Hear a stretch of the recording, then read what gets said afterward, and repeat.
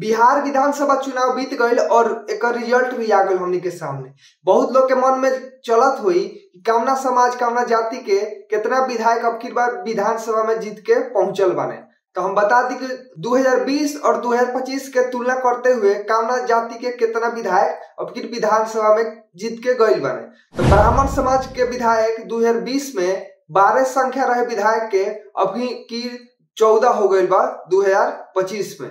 वहीं राजपूत समाज के विधायक की संख्या 18 रहे, लेकिन अब की बार ज्यादा संख्या हो गई बा, 32 संख्या हो गई बा राजपूत समाज के। उसके बाद भूमिहार समाज के विधायक के संख्या 2020 में विधायक के संख्या 17 रहे, अब की बार जीत की संख्या बढ़ल बा।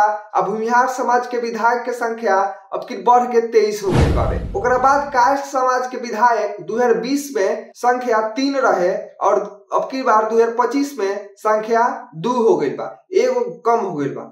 उसके बाद बनिया समाज के जना के वैश्य समाज कहल जाला 2020 में 22 रहे, अब 2025 में संख्या बढ़ के 26 हो गई बा। उसके बाद कुर्मी समाज के विधायक के संख्या 2020 में 10 रहे और 2025 में 25 हो गई बा। वही कुशवाहा समाज के विधायक के संख्या 2020 में 16 रहे, अब की 2025 के चुनाव में बढ़ के संख्या 23 हो गई बा। अब की बार यादव समाज के विधायक 2020 के अपेक्षा 2025 में बहुत कम भइल बा। 2020 में यादव समाज के विधायक के संख्या 55 रहे, अब की 2025 में 55 से घट के 28 हो गई बने।